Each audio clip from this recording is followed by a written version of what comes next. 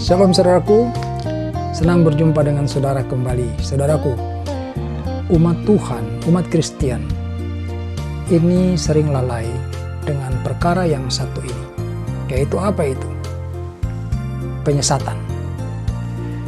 Penyesatan itu sesungguhnya ada setiap hari di sekitar kita, di tengah-tengah aktivitas kehidupan kita, di segala aspek kehidupan kita, saudaraku. Dan penyesatan ini bukan persoalan remeh-temeh.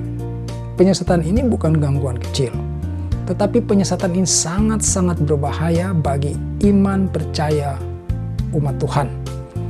Kenapa? Karena penyesatan ini mempunyai satu tujuan, yaitu agar orang atau umat Tuhan itu gagal mencapai keselamatan.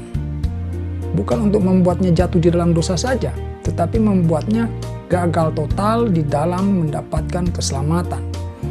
Karena penyesatan itu sendiri adalah bagaimana membuat kamu yang sudah berada pada jalan yang sebenarnya sudah betul, lurus, tegak lurus, lalu disesatkan disesatkan sehingga tidak mencapai tujuan yang sesungguhnya. Dan di dalam firman Tuhan juga sudah diingatkan sesungguhnya mengenai hal ini. Jadi sebetulnya penyesatan ini adalah bagian daripada antikris. Di dalam 1 Yohanes 4 ayat 3. Saya bacakan di sana 1 Yohanes 4 ayat 3. Dan setiap roh yang tidak mengaku Yesus tidak berasal dari Allah. Roh itu adalah roh antikris, roh antikristus, dan tentang dia telah kamu dengar bahwa ia akan datang, dan sekarang ini ia sudah ada di dalam dunia.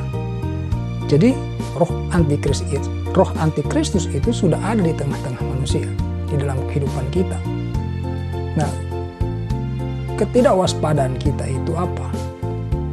Kalau kita di dalam kerohanian kita hanya melakukan rutinitas, menyadari bahwa saya seorang Kristen, lalu saya harus datang ke gereja ketika ada ibadah di hari Minggu, dan membaca firman Tuhan pun sekadar untuk memenuhi kewajiban, tidak sungguh-sungguh merenungkannya seperti yang dimaksud daripada firman Tuhan, yaitu kita harus merenungkan firman Tuhan itu siang dan malam, maka celah untuk penyesatan itu sudah ada.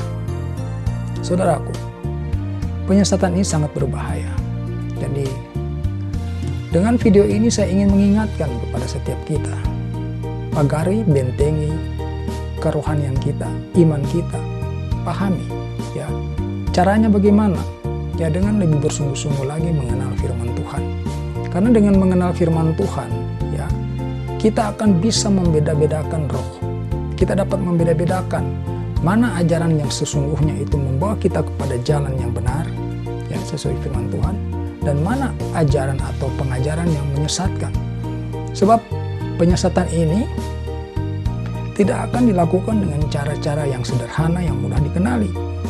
Penyesatan ini dilakukan dengan cara-cara yang sangat luar biasa rumit.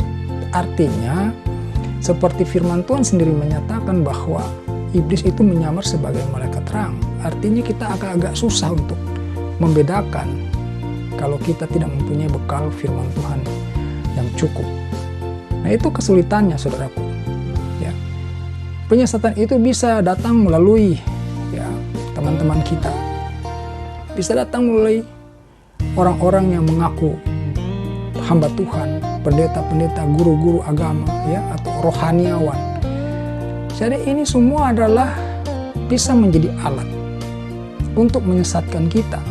Jadi bagaimana mungkin kita menghadapi penyesatan itu dengan apa adanya saja gitu, hanya sekedar mengenal firman Tuhan, sekedar menghafal, itu tidak akan mudah kita untuk menghadapi penyesat seperti ini.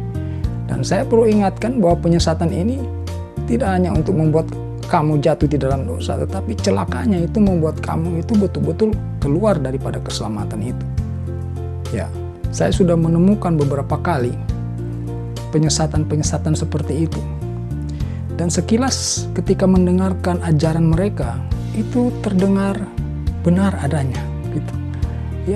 Tetapi setelah direnungkan lagi, dibandingkan lagi dengan firman Tuhan, ternyata itu memang penyesat Jadi hati-hati saudaraku, semakin menjelang akhir zaman akan semakin banyak penyesat itu. Ya, jangan sampai kita ini sudah bertahun-tahun menjadi seorang pengikut Yesus Kristus, ya. Sejak lahir barangkali kita sudah menjadi pengikut Yesus, tetapi kita telah salah jalan oleh karena telah berkenalan dan menerima ajaran-ajaran daripada si penyesat itu. Sekali lagi saya ingatkan bahwa penyesat itu tidak berpenampilan biasa-biasa saja yang mudah kita kenali. Mereka bisa seperti hamba Tuhan, mereka bisa seperti pendeta, mereka bisa seperti guru-guru agama. Ya. Jadi mereka bisa menyerupai apapun sehingga kita sulit untuk membedakan. Maka satu-satunya cara untuk kita dapat membedakan mereka, kita sendiri harus betul-betul mengenal firman Tuhan. Baca firman Tuhan, jangan hanya mendengarkan dari hamba-hamba Tuhan di mimbar. Jangan hanya mendengarkan khotbah-khotbah yang saudara temukan di YouTube. Saudara sendiri harus proaktif membaca firman Tuhan dan memberi waktu untuk merenungkannya.